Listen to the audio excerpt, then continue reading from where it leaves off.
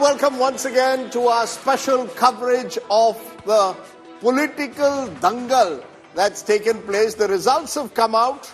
Verdict day is over. Now, Rahul, it's Kaun Banega Mukhyamantri, which is again quite a roller coaster, we are told. That's the only question that's being discussed at this moment, because the verdicts are very clear. But what's not clear, especially in the BJP ruled states, is who will they pick as chief minister? Will they go with the tried and the tested, the likes of Shivraj Singh Chauhan, who helped the party win as incumbent chief minister? Or will they engineer, Rajdeep, a completely new generation? Also, how will this impact 2024? All that and more. Is there a north-south divide? So much chat around that, about whether India is now divided north and south. So all of that as part of our continuing coverage of all that's happening after counting is over. And of course, who will win the battle for 2024? Has the road been laid off for what's being described as a potential Modi hat-trick? Plus, that big story that's building up in Chennai. The headlines. Floods in Chennai.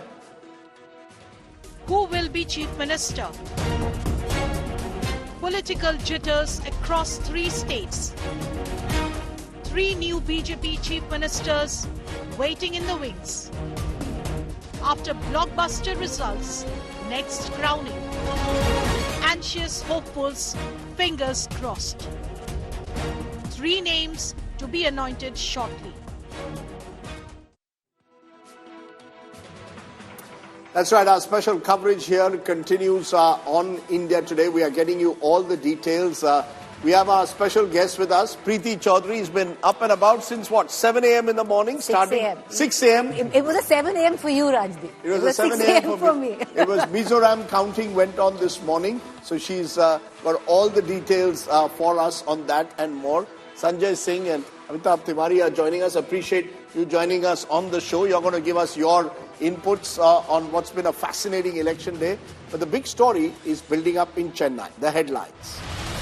Chennai localities inundated, schools shut amid cyclone Michong alert. It will make landfall between Nellore and Machilipatnam in Andhra Pradesh tomorrow.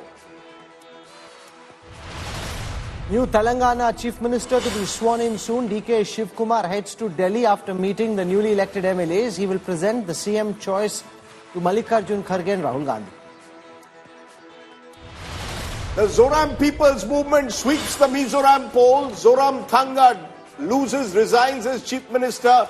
Laldu Homa set to be the next Chief Minister. The first time a non-Congress, non-MNF candidate will be CM of the state. India alliance on shaky ground after Congress is drubbing in 3 states. Mamata Banerjee says she will not attempt the December 6 meeting in Delhi. Uddhav Sena Ton says hope the Congress will become less arrogant now. Standing ovation for Prime Minister Modi in Parliament after the 3-1 sweep by the BJP. Prime Minister sends out a message to the opposition, says don't vent frustration of loss inside the house. Ask opposition leaders to learn from defeat.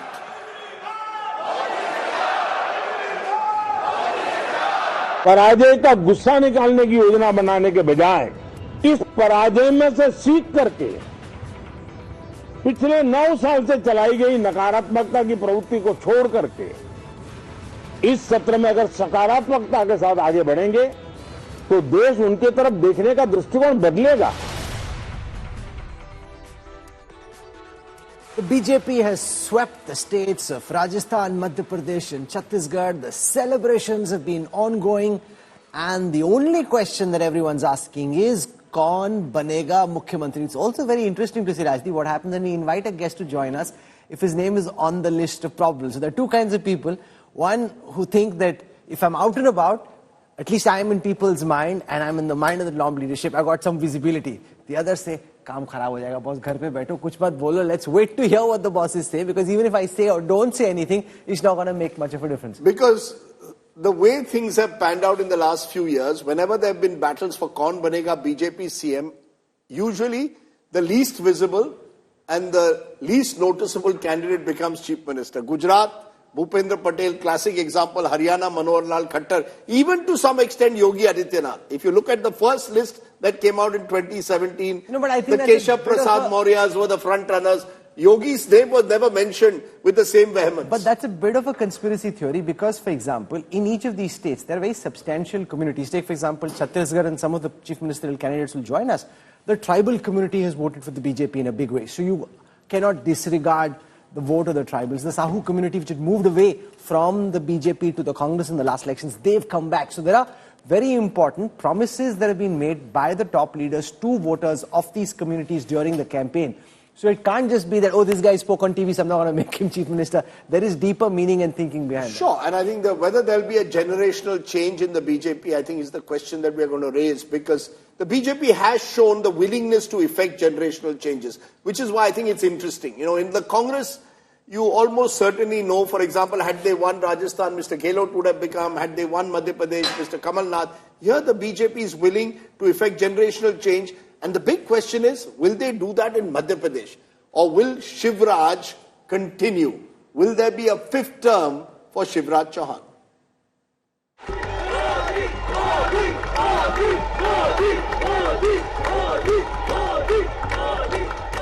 After sweeping the Hindi heartland when the big three of the BJP decide on chief ministers, the one question that will play on their minds is whether to go with old guard or bring new blood. Contender number 1, Shivraj Singh Chauhan.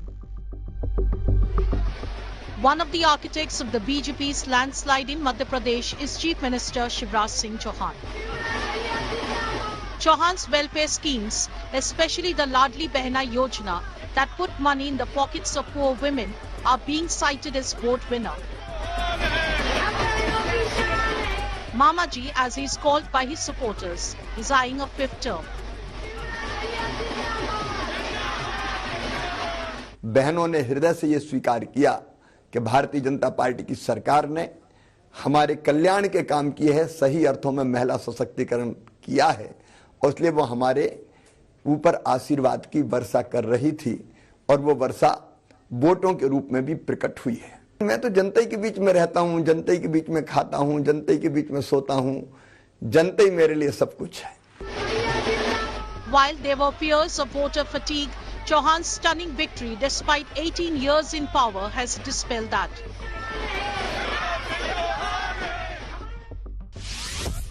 Contender number 2, Narendra Singh Tomar.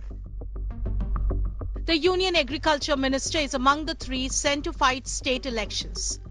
Tomar, a two-time president of the BJP, knows the nuts and bolts of the party machinery and is close to the top leadership. Contender number 3. Kailash Vijayvargiya is a 6-time MP. He has never lost an assembly election. Vijayvargiya has been in the state cabinet for more than 12 years. Contender number 4.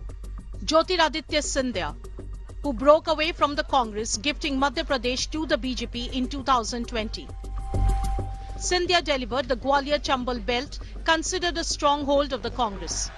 The Gwalior Royal, who actively campaigned in the state, has however maintained he is not interested in the Chief Minister post.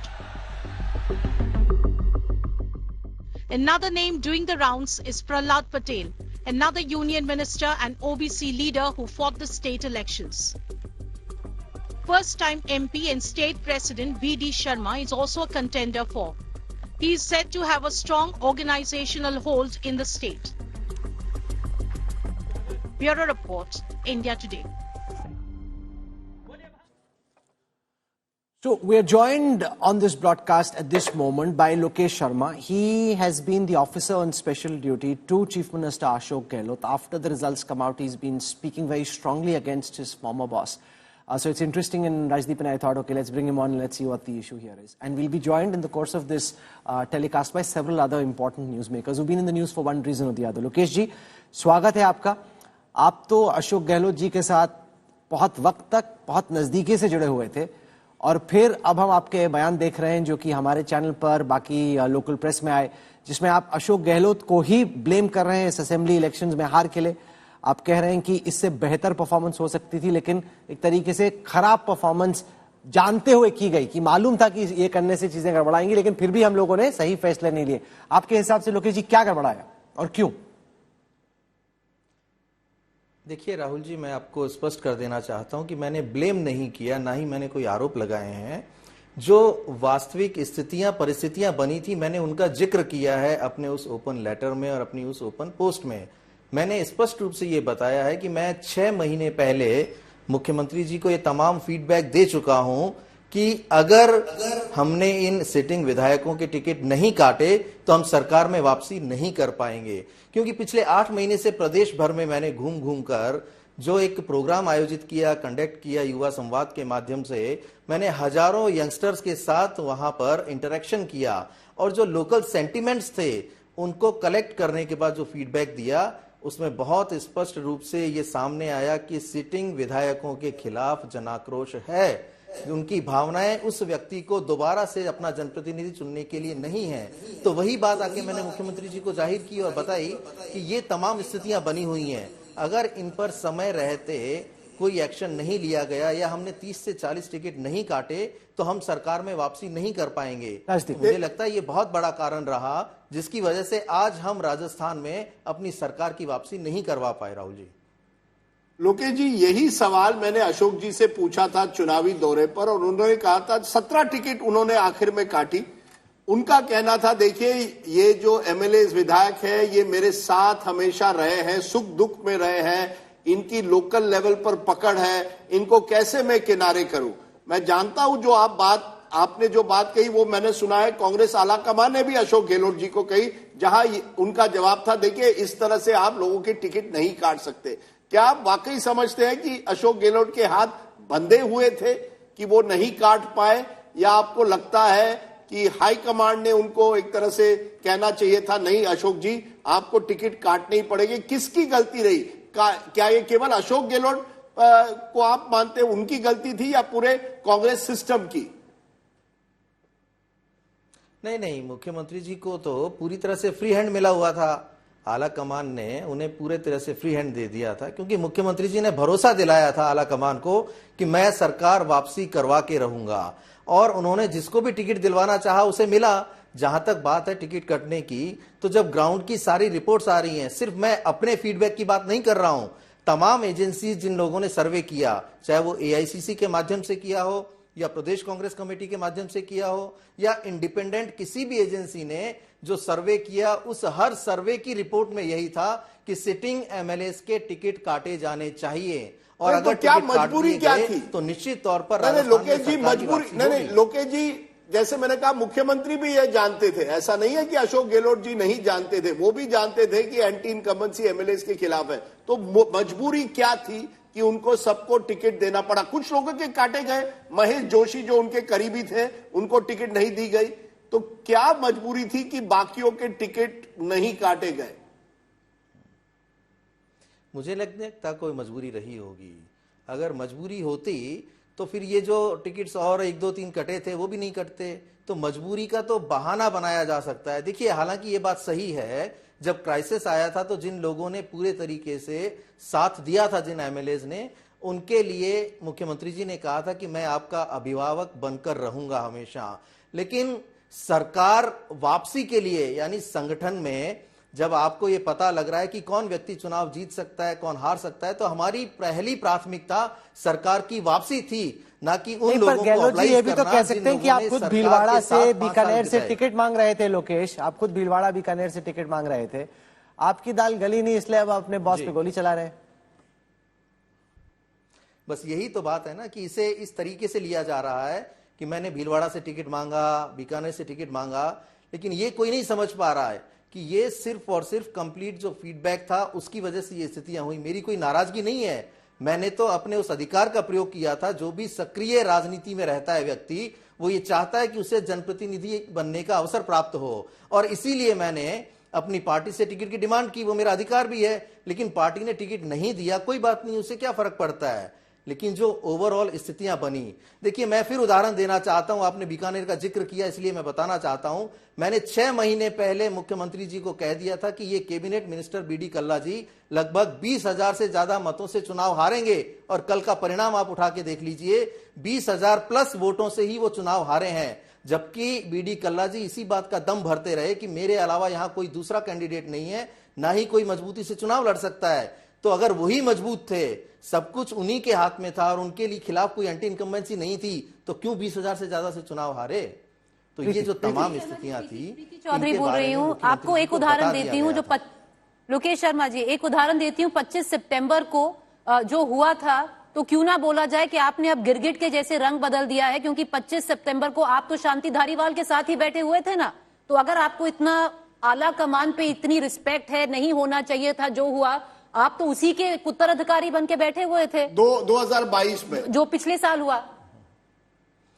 देखिए मैं आपको स्पष्ट कर देना चाहता हूं, शायद आपकी जानकारी ये अधूरी है। मैं शांति धारीवाल जी के साथ नहीं था उस दिन, जिस दिन ये घटनाक्रम हुआ था 25 सितंबर वाला। मैं उस दिन मुख्यमंत्री निवास पर था, क्योंकि वहां तैयारियां हो रही थी रात को विधायक दल की बैठक की। इसलिए ये जानकारी अपूर्ण और अधूरी है कि मैं शांति धारीवाल शर्मा जी, मैं वहीं पर थी। जहां तक बात की आपने, जहां तक आपने बात की, जी मैं वहीं पर थी, इसीलिए सवाल कर रही हूं। क्यों ना पूछा जाए आपसे कि आपने अभी गिरगिट के जैसे बिल्कुल रंग बदल दिया है। 24 घंटे भी नहीं हुए आपके लीडर को चुनाव हारे हुए, और आज आप ऐसे आरोप उन पे लगा रहे हैं। अभी तक तो आप उनके बिल्कुल साथ बैठे हुए थे, हर चीज में उनका साथ दे रहे थे। देखिए मैं यही कह रहा हूं ना कि इसे आरोप ना समझा जाए। अगर सच बोलना आरोप है तो मैं नहीं मानता कि इसे आरोप के रूप में लिया जाना चाहिए था। जहां तक आप बात कर रहे हैं कि आपने 25 सितंबर को क्यों नहीं कहा, देखिए मेरी जो भूमिका थी वो मुख्यमंत्री के ओएसडी के रूप में थी, और मैंने उस जिम्मेदारी का निर्वहन किया। कल जब ये चीजें सारी की सारी खत्म हो गई, मुख्यमंत्री जी का जब रेजिग्नेशन हो गया, तब मैं उस जिम्मेदारी से मुक्त हो गया। और क्योंकि उस जिम्मेदारी की वजह से, उसमें बंधे होने की वजह से मैं अपने उस बॉस के खिलाफ कुछ बोल नहीं सकता। टीवी से आने से पहले रंधावा जी से बात की है आपने? सार्वजनिक रूप से जनता को बताया। जो सुखजिंदर रंधावा हैं, जो इंचार्ज है, टीवी से आने से पहले आपने, जो आला कमान है, सुखविंदर रंधावा जी हैं, उनसे बात की है? उनको बताया है इतनी बड़ी बात? नहीं, मैंने तो किसी से बात नहीं की। पर फिर आपका दायित्व नहीं है कि आप कांग्रेस के टॉप कमान से बात करें? मैंने अपनी जो भावना है वो पूरी तरह से ओपन कर दी। कल ही मैंने लिख दिया सारा कुछ, तो अलग से अच्छा, तो मैं आपको एक डायरेक्ट क्वेश्चन पूछता हूं। क्या आप समझते हैं अगर सचिन पायलट को अकोमोडेट किया जाता पिछले साल या 6 महीने पहले, आखिर में नहीं एक फोटो ऑप, क्या आप समझते हैं कांग्रेस चुनाव जीत पाती राजस्थान? क्या यह भी एक गलती थी? हाँ, अगर पहले हालात सुधर जाते तो मुझे लगता है कि परिणाम और बेहतर हो सकते थे, और शायद आज हम जीत के बाद बात कर रहे होते। तो आप कह रहे हैं सचिन पायलट को अकोमोडेट नहीं करना एक गलती थी? मैंने ये नहीं कहा कि गलती थी, मैंने ये कहा कि अगर किया जाता तो परिणाम ज्यादा अच्छे होते। और मैं लगातार इस बात को कह रहा हूं कि युवाओं को प्राथमिकता देना आवश्यक हो गया था। राजस्थान में जितने टिकट नए दिए गए, नए लोगों को जिनको मौका दिया गया, आप उठा के परिणाम देख लीजिए, लगभग 80% से ज्यादा उन युवाओं ने चुनावों में जीत हासिल की है जहां जहां नए चेहरे दिए गए। तो मेरा तो सिर्फ यही कहना था कि नए लोगों को टिकट दें, पुराने जो चेहरे हैं उनको बदलना चाहिए। 30 से 40 लोगों के टिकट काटे जाने चाहिए, वो नहीं कटे तो परिणाम हम सबके सामने है। Lokesh Sharma there, the former OSD of Ashok Gehlot, alleging that the Chief Minister misled, cheated the High Command, saying all manner of things. Thank you very much for joining us and sharing your thoughts. Interesting there, Rajdeep. Success always has many fathers. The moment there is failure, everybody wants to wash their hands off. Okay, let's get Amitabh and Sanjay in. Amitabh, do you believe Ashok Gehlot made that singular mistake that perhaps cost him the election of repeating far too many of his sitting MLAs? Should he have accommodated Sachin Pilot maybe a year ago, the Congress would have done much better. See, traditionally the numbers show that only 25% of sitting MLAs of Congress have won the elections in Rajasthan. So he's talking about 30-40 number. By that logic, 75% people should have been denied tickets. And the BJP strike rate is 50%. So that's one. So it's public information. It's not some survey-based information. Second is that, yes, he should have accommodated Pilot, but that was a high command decision. The high command did not intervene at all and let him have a free run for so many months. The entire campaign was his. From the start of the budget, all the posters, all the campaigns were of Gehlot alone. Only at the later stage in the Grih Lakshmi Yojana scheme do we find that the poster of Gehlot with Pilot is there. And by then it was too late, Sanjay. I mean, today Lokesh Sharma is coming on TV. He was very much part of the inner circle of Ashok Gehlot. They were part of this decision of sidelining Sachin Pilot for years. Now suddenly they are saying we could have accommodated Sachin Pilot. They could have done this 1 year ago. In fact, yesterday I watched Lokesh Sharma's interview on some other channel where he said even more damning things. And he said portions of Lal Diary, about which some conversations were there, a huge controversy. He said that was actually, he said, to the person who wrote that diary. The only writer he added, I don't know when did he write that particular portion, but I did say that. That again, somebody who was OSD coming out is a huge, huge revelation. Can I show something on the election intelligence dashboard that puts this into perspective? See, once things go wrong, you can pretty much say whatever you want. But if you actually get into the numbers, Rajasthan was till the end quite tightly contested. And I'll show that to you when you look at the margins in the seats. Now, if you look at the victory margins, give me a second as I pull it out. Here it is right now. The BJP, how many seats were won and lost by a margin of less than 5%? The BJP has 29 seats where they won by a margin of less than 5%. 33 seats where they won by a margin of between 5 and 10. You add both of these, you're already 63 plus, you're around 62. That's a big number of seats which are won by very small margins. But Rahul, that happens in every election in Rajasthan. Actually, the margin between the two parties is barely 2%. But as we saw even last time, the margin was only 1%, and yet the Congress got more seats. That's par for the course in Rajasthan. What I want you to show me is the Gujjar belt. Yeah. If you can tell me in the Ahirwal belt and in the Jaipur region, what was the Congress's strike rate? So let me look at the 41 Gujjar seats of Rajasthan. Now, how these are classified as Gujjar seats? I mean, there's nothing called a Gujjar seat in reality, right? So seats where the population of the Gujjar community is more than 20% are classified by us in our calculations as Gujjar dominated seats. So we find 41 such seats out of the 199 in Rajasthan. In that, the BJP this time is at 21. That's up 17 from the last elections. The Congress is at 17, down 9 from the elections in 2018. So Rajdeep, that swing, a gain of 17 seats on the Gujjar dominated seats, is one of the big reasons why the BJP has won as big as it has. And I don't know, Preeti, whether you agree, it's not just Gujjar, it's youth. The point that's mentioned, you went through Rajasthan, young people want a generational change in their politics. And Sachin Pilot may not have had the support of a majority of MLAs, but certainly among the youth was seen as a very appealing figure. Would you agree? Well, I'll agree, and I'll also add a point. Let's go back to 2018 when Sachin Pilot was the president of the Rajasthan Congress Party. At that point of time, he put together something that could be interpreted as a social engineering of sorts, Rajdeep, where he got the Gujjar, Jats and Meenas, which traditionally have never voted together, to come together in East Rajasthan, which is the belt that we're talking about, to vote together. Which they swept. Which they swept. I'll give you an example.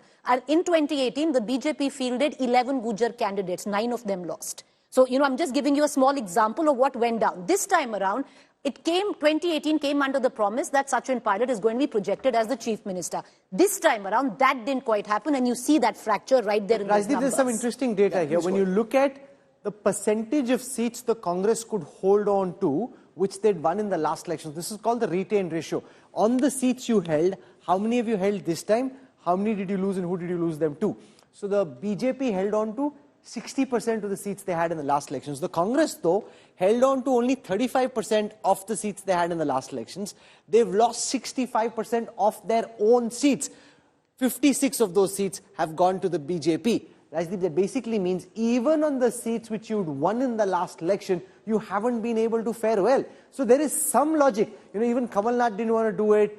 Amit Shah and Prime Minister Modi really like to push this. They did it en masse in Gujarat to a great extent, and they tried as much as possible elsewhere. But there is some logic to fresh faces. It, to some extent, helps wipe out anti-incumbency. I have gone through Gujarat's numbers. On an average, Mr. Modi and Mr. Shah, when they were in power, 3 elections, cut about 30 to 35% of sitting MLAs, at the very least. So you're cutting 1/3. In Baghel's case in Chhattisgarh, they cut 22 MLAs, but here you cut just 17 out of 99. So that's less than 20%. I just wonder, Rashid Kidwai, is this the end of the road for Ashok Gehlot? You wanted to dive in on Ashok Gehlot and his future of his politics. Are we going to see him come back? We are told that he now wants a role in Delhi. something that he was offered as Congress president a year ago. Now there's buzz. He could be coming to Delhi. We don't know in what form, but that's the buzz. He's the cat with 9 lives. Yeah, I think, Rajiv, this Lokesh Sharma's missive is a declaration of war. It's a command performance. It is aimed at isolating Ashok Gehlot in Rajasthan and, of course, outside Rajasthan in Delhi Darbar. This is not a first action. You will see a lot more happening in the days to come. Idea is not to make Ashok Gehlot or any of his proxy as CLP leader. There will be a new PCC chief and seal the door for any CWC. CWC, as Rajdeep has already been reconstituted, so there is no vacancy there. So I think the central leadership is very bitter with Mr. Ashok Gehlot for whatever reasons, and Mr. Lokesh Sharma is also, I think, has conveniently changed sides. So no, is it the end of the road for him? Rajiv, we discussed this. It's a sunset time for him. But Ashok Gehlot will not go down fighting because he has got a lot of friends in, so to say, Congress Darbar in Delhi. And of course, he fancies his chances. There's not much of a Darbar Congress left. rewards non-performance. Congress rewards non-performance. By this time, they should have asked for resignation of Kamal Nath. Has he resigned? The fact is that but they're gobsmacked by the results. They weren't expecting this, and they're in retreat in some sense. No, but this is an opportunity. You see, they had an opportunity in 2018 to effect a generational change and make Sachin Pilot chief minister. They won the election. Now you have an even better opportunity because now you've lost an election. If you don't effect a generational change now, then all I can say is even God can't help you. But in the midst of all of this, Rahul Gandhi is going into Southeast Asia. But why do I need Indonesia? Why do I need Rahul Gandhi to affect the Mallikarjun Kharge is empowered to take these Mallikarjun Kharge is the de jure president. Do you seriously think he's empowered to take these decisions? Look, the fact is, as we discussed, whether it's JP Nadda or Mallikarjun Kharge, they don't take these decisions on their own, BJP or Congress. My point is, Rahul Gandhi is not needed to take the decision as to who's going to be your CLP chief. You look at the phones of some of the top Congress leaders, many say one name as boss. Who's the boss that they've saved? Whose number? Is it Khargeji's number that they've saved as boss? But I'll tell you one thing.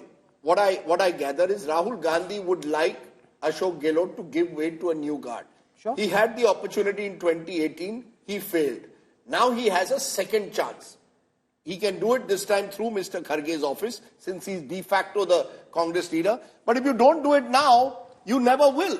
I mean, what is Sachin Pilot or anyone from the next generation? And there a good point was made by Lokesh Sharma. He's right. A number of the younger, newer candidates of the Congress have won. And there's a lesson in that. All your mantris, 3 times legislators, they've been defeated. So why would you not effect a generational change, Rahul? So we'll take a very quick break right now. We'll talk a lot more about this. We'll try and dip into different themes that have been happening. One, of course, is the boom in the markets. 1,000-gun salute to BJP's win in the heartland. What does this mean in the medium to short? Rajdeep's been doing a lot of betting on the market. We'll ask him his strategy and we'll bring in some real experts. I do mutual. The markets. I do mutual funds. My friends who shorted the market on Thursday are crying because they went by the exit polls thinking that aap log to 3-1 ki taraf ja rahe ho. And that's where they got it horribly wrong. We'll let Rajdeep do the politics and we'll bring in some solid market and economy experts. We're looking the day after verdict day, what's going to happen in national politics, also the road to 2024. But one of the intriguing questions is what happens now within the Congress, especially to the old guard, Ashok Gehlot and Kamal Nath. A short while ago, we had Ashok Gehlot's former OSD telling us that he believes that Mr. Gehlot made several mistakes in that campaign, including not accommodating Sachin Pilot. I'm joined now by CP Joshi, the former Speaker of the Rajasthan Assembly, senior Congress leader, joins me. He lost the election. Joshi ji, haar jeet to hoti rehti hai, but thank you so much for joining us. Aap hame bataiye, do you also agree that Ashok Gehlot ji should take the responsibility because har poster mein unhi ka chehra tha? If you had won, he gets the credit. Now that you've lost, he must take the responsibility and perhaps someone else, कोई और को इस बार legislature party leader बनाना चाहिए? Congress party के इलेक्शनिंग को समझना चाहिए. जब भी कांग्रेस पार्टी किसी प्रदेश में चुनाव लड़ती है, तो प्रदेश कांग्रेस कमेटी का जो अध्यक्ष होता है और राजस्थान स्टेट का जो मुख्यमंत्री होता है, मुख्यमंत्री के नेतृत्व में प्रदेश कांग्रेस कमेटी मिलकर चुनाव का काम करती है. और उसको सुपरविजन करने के लिए ऑल इंडिया कांग्रेस कमेटी का जनरल सेक्रेटरी होता है. उनके साथ एड करने के लिए और सीनियर लीडर होते हैं. कुल मिलाकर किसी भी इलेक्शन में स्ट्रेटजी बनाने में हाईकमांड और सबकी सामूहिक भूमिका होती है। नहीं, पर क्या अशोक गहलोत की जवाबदेही अब होती है या नहीं? नहीं, ये डिसाइड करने का काम हाईकमांड का है, because ultimately this is decision of the high command. BJP ने जिस तरीके से स्ट्रेटेजी गढ़ी, कई सारे हाई प्रोफाइल चेहरों को उतारा, एमपीज को उतारा। जोशी जी, मैं दर्शकों को दिखाना चाहता हूं कि आपकी जो नाथद्वारा की सीट थी वहां पर क्या हुआ। So Vishwaraj Mewar, the erstwhile scion of the royal family there, picked up 94,243 votes. CP Joshi of the Congress, who's with us, picked up 86,607 votes. So a very clear win here, and all the heavyweights who were brought in from Delhi made to contest as well. The likes of Diya Kumari, the likes of Rajyavardhan Rathore, the likes of Balaknath, all of them doing well. कहीं ना कहीं जो पूरी ताकत लगाने की BJP की जो स्ट्रेटेजी थी, आपको लगता है कि वो कामयाब रही? और आप जिस तरीके से बच कर डिफेंसिव खेलने की कोशिश कर रहे थे, सचिन पायलट को जगह नहीं दी गई पूरी तरीके से, बीजेपी ने अपनी पूरी ताकत लगाई, पूरा ये जो पासा था पलटना ही था, या आपको लगता है कि जो 5 साल का रिवाज है, 5 साल में सरकार बदलती रहती, उसी के पार्ट ये हुआ? Could things have been different according to you? Where did you go wrong? You have to understand it. Now Indian politics is turning. Indian politics में किसी भी स्टेट में जो लीडर परफॉर्म कर रहा है, जो पार्टी परफॉर्म कर रही है, उसके आधार पर मतदान हो रहा है। राजस्थान में पिछली बार कांग्रेस की सरकार बनी, 39% वोट था। As per common sense anti incumbency होनी चाहिए।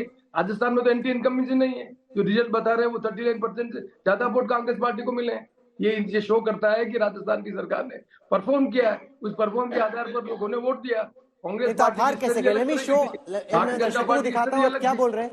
एक सेकंड, दर्शकों को दिखा दूं कि आप एग्जैक्टली क्या बोल रहे हैं। This is the historical vote share of Rajasthan. This time the Congress's vote share is 40%. Last time it was 39.3. The BJP's vote share is 38.8 in the last election. This time it's 42. So it's 3% up. Your vote share is roughly the same, maybe a little bit more. पर sir ये तो कोई बात नहीं ना कि हमने अच्छी बैटिंग की, दूसरी टीम निकाल गई मैच। अरे सर, जो जीता वही सिकंदर। आप लोग नहीं जीत पाए, ये फैक्ट है। आप ये नहीं कह सकते कि हम पहले भी 40% थे, अब भी 40%। अरे सर, दूसरी टीम तो बाजी ले गई। वो परिणाम आपका है। अपनी बात चल रही थी स्ट्रेटजी के हिसाब से। किसी भी सरकार की जो परफॉर्मेंस है उसका मापदंड क्या होता है कि सरकार के जो पिछले वोट थे उससे कम वोट मिले तो वह परफॉर्मेंस नहीं हुई है। सरकार ने जो काम किया उस काम के आधार पर जितने वोट से पिछली बार सरकार बनी उससे उतने वोट ले लिए। सामने वाली पार्टी ने ज्यादा मेहनत की और उनकी स्थिति सफल रही, इसके परिणाम उस दृष्टि से है। लेकिन जोशी जी, ये भी कहा जा रहा है कि अगर सचिन पायलट को 6 महीने पहले अकोमोडेट किया जाता, ये जो फोटो ऑप लास्ट मिनट हुआ, ये फोटो ऑप नहीं, एक तरह से एक यूनाइटेड कैंपेन अगर 6 महीने पहले शुरू होता तो शायद आपको और सफलता मिलती। जो 41% है आपको 39% है, आपको 43-44% मिलते। आप मानते हैं वॉज दैट अ मिस्टेक? आज की तारीख में क्या आप मानते हैं कि that was a mistake on the part of the Congress? मैंने कहा ना, किसी व्यक्ति के आधार पर चुनाव नहीं होता है। चुनाव बनाने में कांग्रेस पार्टी का हाईकमान अपनी नीति बनाता है, निर्धारित करता है। हमने अपनी स्ट्रेटजी बनाई कि हम राजस्थान में इलेक्शन में कैसे जाएंगे। उस इलेक्शन में जो नैरेटिव है, उस नैरेटिव के आधार पर हमने चुनाव लड़ा और हमारे। सीपी जोशी जी, एक सवाल करूंगी। Of all the seats in Rajasthan, your particular constituency was one of the most polarizing campaigns that it had seen. आपको लगता है कन्हैया लाल की बात, सनातन धर्म की बात भारी पड़ गई आपको? नहीं, मैं इस दृष्टि से देखता हूँ, आपको चुनाव को राजस्थान नाथद्वारा कॉन्स्टिट्यूंसी चुनाव को समझना चाहिए। सिन्नाथ जी वैष्णव संप्रदाय की प्रमुख पीठ है। पिछली बार मैं 5000 वोट से जीता। इस बार नाथद्वारा प्रॉपर टाउन ने मुझे लीड 301 वोट की है। नाथद्वारा की एक बहुत प्रभावशाली फैमिली जो पालीवाल फैमिली है, रघुनाथ पालीवाल जी जो फ्रीडम फाइटर थे, जिनके सन नवनीत पालीवाल वहां पर एमएलए थे, उस फैमिली के सन इन लॉ मेरी नियर कॉन्स्टिट्यूंसी मावली से बीजेपी के उम्मीदवार थे। पालीवाल समुदाय के जो लोग थे उन लोगों को लगा कि अब भारतीय जनता पार्टी ने हमारे रिश्तेदार को टिकट दिया है, उसका इंपैक्ट मेरी कॉन्स्टिट्यूंसी में भी आया है। Okay, we'll leave it over there for the time being. Thank you so much, CP Joshi ji. Let's see what really happens and whether the Congress party learns the lessons that it really should. So thank you so much. I want to introduce now two of my colleagues who are joining us. Siddharth Zarabi is the managing editor of Business Today Television. Shail Bhatnagar heads markets coverage as chief analyst. So welcome. We saw Siddharth, the markets giving a 1,000-point salute. very enthused. So you got the netas wondering kaun banega Mukhyamantri, and you got the markets cheering the BJP rally. Absolutely, and I think there will be more cheer right up till the next general election, Lok Sabha election. And I'm reminded of the market response in 2014 and 2019, and this is perhaps pre-Diwali time for the Indian stock markets, given what has happened in the 3 state elections. Shell, your reading, was this like a one-day 1,000-gun salute, or do you think this is a rally which is now likely to gain some steam? I think, Rahul, we'll see much better days ahead because a lot of good things are happening on the capital markets, apart from this stunning electoral victory that's come in. So we are already at somewhere like 2,500 on the Nifty, actually 2,700, and possibly 21,000 fairly soon, and 22,000 is also coming, and that's mainly because a lot of money from overseas will now come into especially the blue chips, because they've been underperforming relatively over the last 6 odd months. And that's the reason why you'll see a very, very sharp uptick on the market. So are you saying, Shell, that basically political stability at the moment, because it's been such a comprehensive victory for the BJP in the Hindi heartland, gives the markets the belief that it's almost inevitable that Mr. Modi will come back for a 3rd time? Is that where the buoyancy is coming from? Where has this sudden buoyancy this morning come from? So the buoyancy is basically continuity of what the government has been doing over so many years. So if you look at the winners that are in the markets today, of course, they are government PSUs, but it's the infrastructure pack. You know, things that go into making roads, highways, ports. Those are the stocks that have gone up very sharply. So one is continuity. The other fact is that you've seen markets typically discount events 6 months ahead. And what we see it is this is a semi-final. And the fact that the final looks a bit easier now than what it was maybe a couple of months ago. It's not just political signals. Siddharth, also the fact that GST collections showed a record increase. The GDP numbers for Q2 were much better. The Prime Minister and everybody else mighty enthused by it. So there are lots of dots, and the government's hoping those dots will be joined together before the general elections to paint a rosy picture. I think the dots are completely joined. If you look at the tenure and the second election of Manmohan Singh, he had virtually no tailwinds, and he had the Bombay attack behind him. If you look at the macro picture and the political economy picture, this is the best tailwind in perhaps 20 years that any government has had. And this is not India shining, mind you. This is very, very solid stuff on the ground. What's the difference between India shining and now? Well, because you didn't have grassroots delivery, you didn't have schemes, you didn't have a program which is spending, let's say, 12 lakh crore over the next 5 years on the Anna Yojana, which has just recently been extended by 5 years. If you look at it in terms of the short-term announcements that were just made in the run-up to this calculation, to this election, one calculation suggests that 48,500 crore of additional spending on various welfare schemes has been promised in the run-up to this election, and a bulk of that will now happen in the 4 big states, obviously. The pressure will come from the fiscal side. But I'll tell you one thing very quickly. The whole thing about going back to the old pension scheme, till a week back, even the centre was under pressure. The Finance Secretary, Mr. Somnathan's report is going to come soon.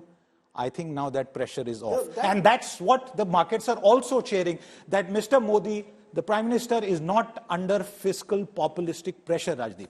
Let's be clear, there is fiscal populistic pressure in all the states. A lot of announcements have been made. However, challenge me if you want. I think you make the good point about old pension scheme. Because the Congress in Rajasthan was actually saying we'll bring in a legislation to notify the old pension scheme and bring it and benefit people. So are all Congress ruled states. I think they've pulled back on that, which is great. You know, having lost, they're going to have hopefully pull back on that, because it's crazy. The old pension scheme was replaced by the new one by the Congress itself. And then you went back to it, you won Himachal Pradesh, and you thought you could do it in every state. So that's the good news. But to tell me that fiscal populism does not exist in BJP-ruled states or at the centre is the worry. When you say all these welfare schemes, you wonder many of these states are hugely in debt. You can't turn around and tell me there's no challenge in Rajasthan or Chhattisgarh or Madhya Pradesh. I was making the limited point that the centre scheme, Prime Minister Modi's schemes, are targeted delivery of subsidies versus free power. There is no free power announcement by the BJP in any state or at the center. There is free scooty announcements, for example, in Rajasthan. There is no free power. Those are small giveaways. The Manmohan Singh government also wanted to give 10 lakh mobile phones. Fact is, they could never come up with a scheme and implementation. Remember that in the run-up to the 2014 election. There is targeted, delivery of money, and I look at the numbers. 12 lakh crore on free food, and that is having a massive impact on nutrition and women health at the ground. So I would say we have to make this big distinction, but the bulk of the heavy lifting is done. Mr. Modi will go into this general election, the Lok Sabha election, without having to worry, will OPS do something to me or will the pay commission do? By the way, the next pay commission is to come into effect in 2026. I believe some announcement between now and March, April is definitely likely. And finally, I was listening to the Market Today commentary this morning, and the experts you were talking to were saying, "Ab ki baar 23,000 par." In Parliament, they were saying, "Bar Modi Sarkar." So everybody has their own little gig on what they think is going to happen. I would imagine that you'll see markets definitely at a much higher level than what they are now, and that's simply because there is a huge load of liquidity that's coming into stocks. You'll see a lot of money coming in as far as SIPs are concerned, and more importantly, foreigners who've been net sellers over the last 6 months will now start putting in money, simply because Indian markets, even if they're at record highs, are relatively cheaper than what the rest of the world is. I just have Ashok Upadhyay, our head of research, sending me a message to what you just said. We'll deliberate on old pension scheme after the panel report. Amit Shah, November 24, 2023. Are you telling me that's off the table now? After these election victories, no one is going to talk about the old pension scheme. Rajdeep, the panel report headed by the finance secretary is expected soon. What it contains, we don't know, just as we don't know who will be the chief ministers.